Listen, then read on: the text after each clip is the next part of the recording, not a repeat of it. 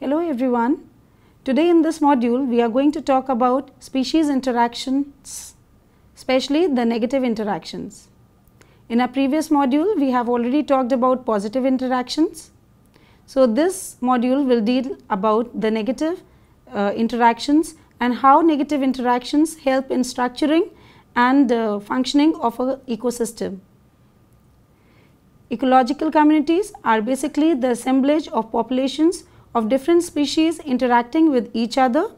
So in this module we are going to talk about negative interactions.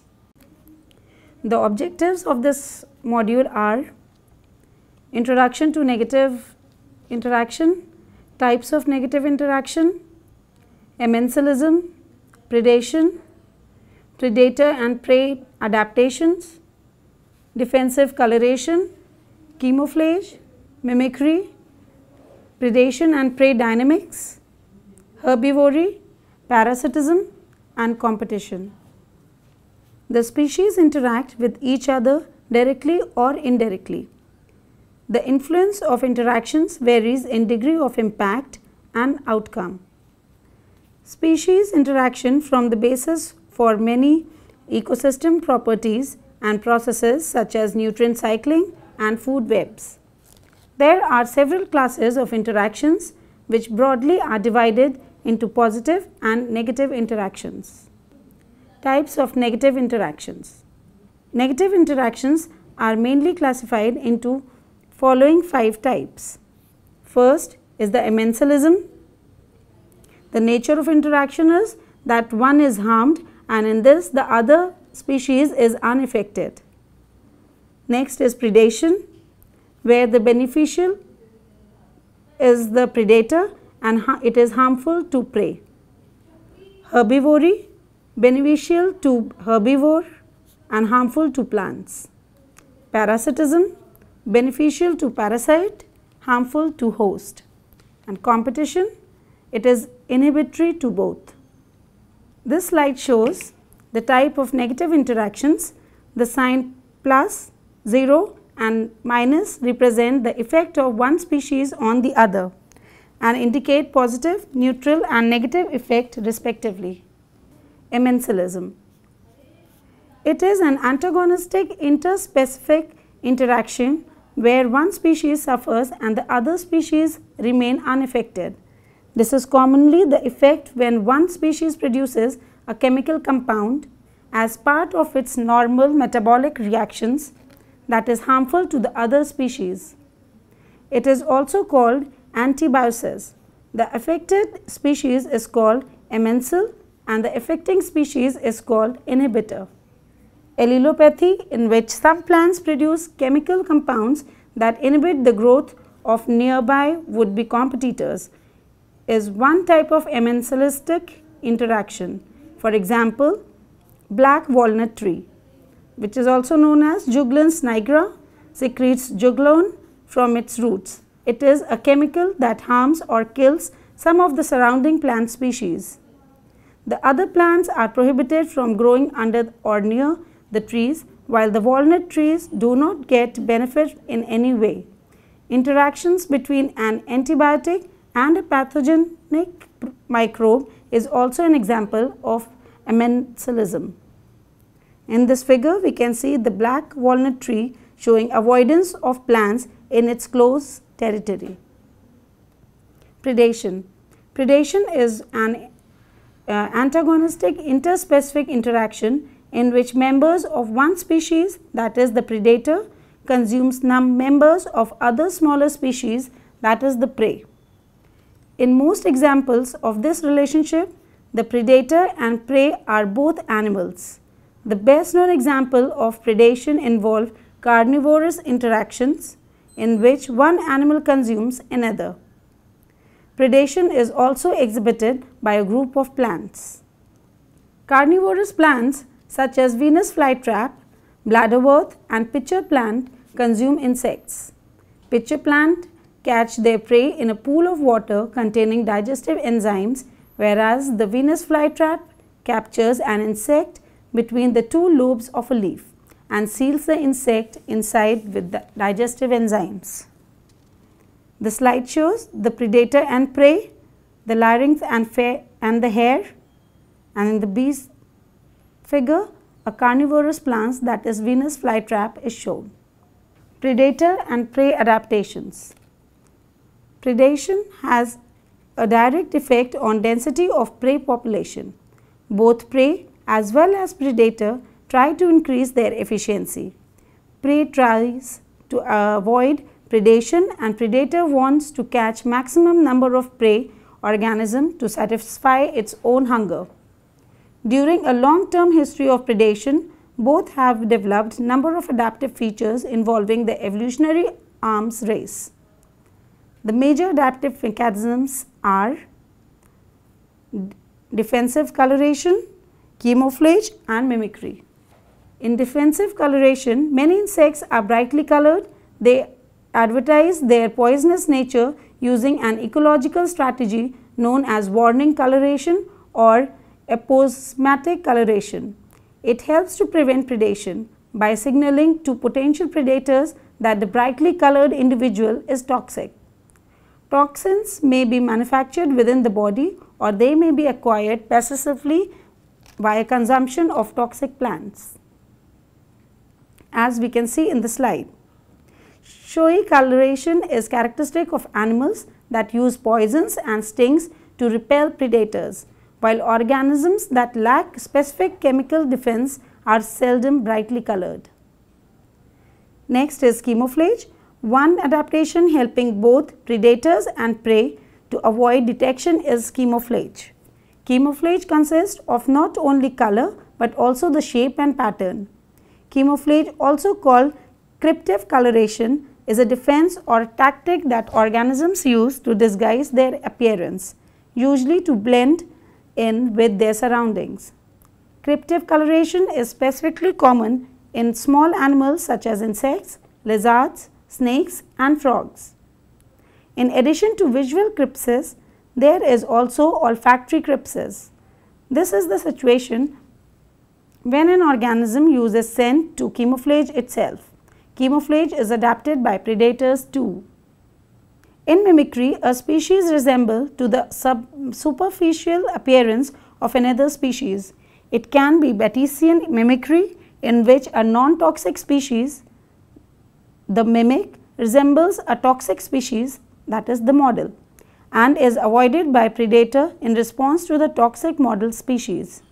Example of such Batesian mimicry is shown by harmless Viceroy butterfly, which mimics poisonous monarch butterfly.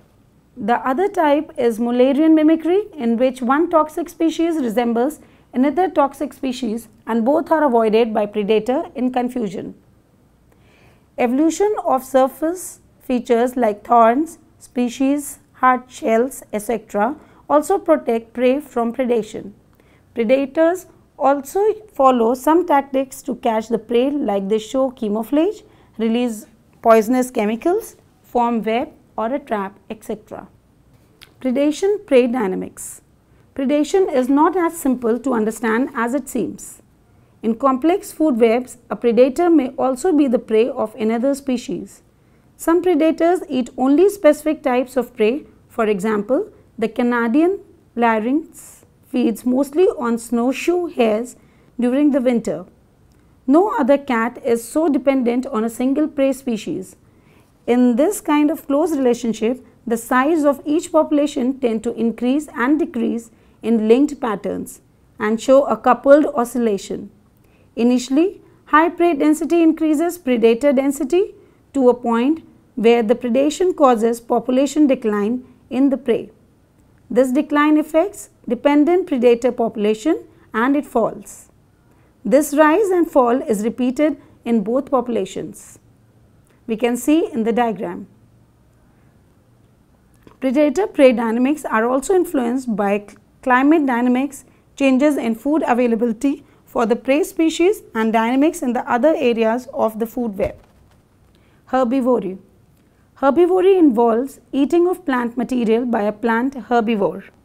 Plants are eaten by a tremendous array of herbivores. It is a type of predation in which animals or organisms consume autotrophs such as plants algae and photosynthesizing bacteria. It is almost always non-fatal and can sometimes be advantageous for the plants, as it may stimulate growth and promote community diversity. Herbivores are at the second level of food chain. Herbivores like squirrels eat grass and small plants near the ground and are called grazers. Herbivores that eat leaves, shoots and twigs are called browsers. Three terms are commonly used to describe the host range of herbivores: monophagous, oligophagous and polyphagous. Monophagous feeds on only one species of plants. Oligophagous feeds on several species of plants restricted to few genera or families, while polyphagous feeds on wide number of plant species. Like prey, plants also show many defensive mechanisms.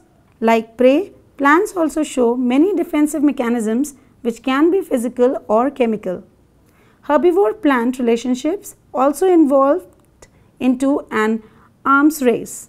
Physical defense in plants include evolution of thorns, spines, prickles, development of thick or waxy coatings, etc.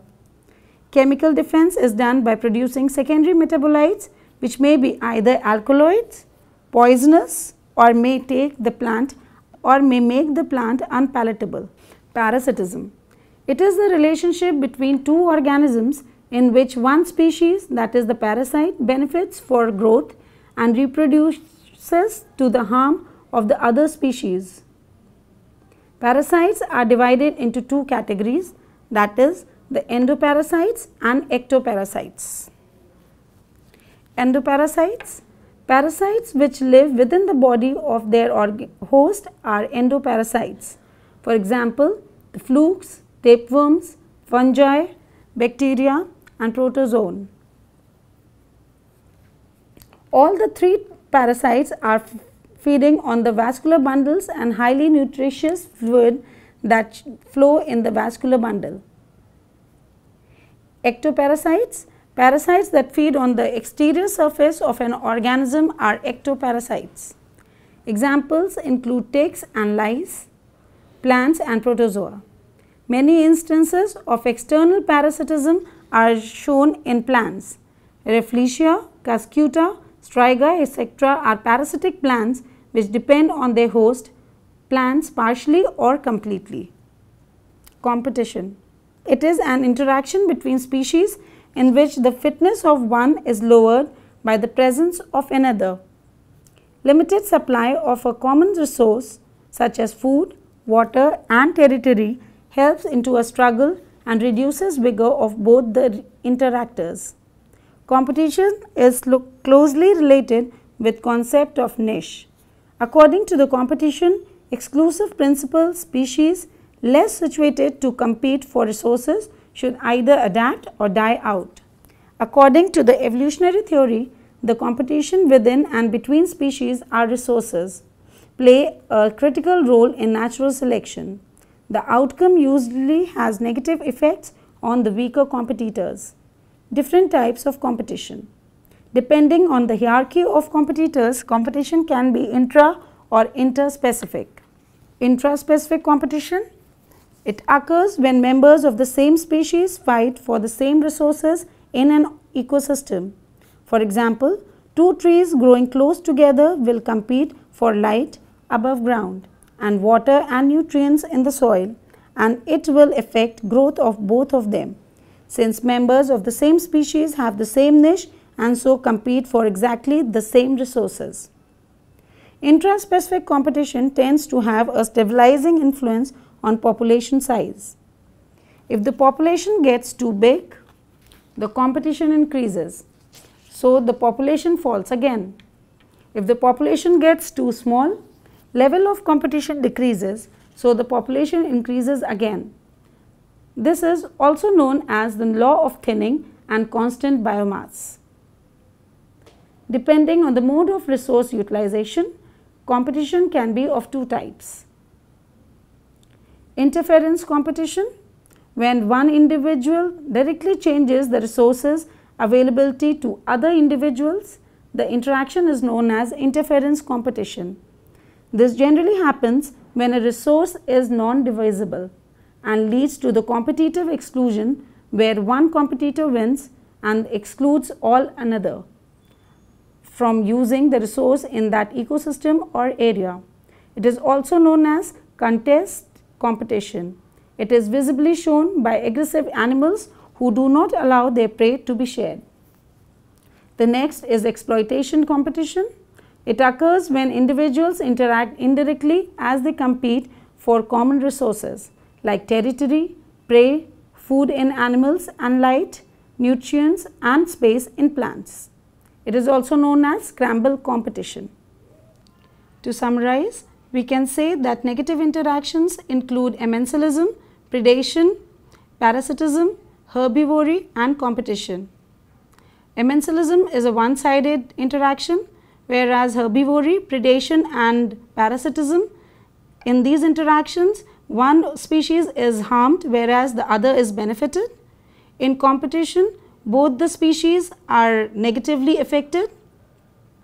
These negative interactions are very important to study the dynamics of a community and how a community is structured. Thank you.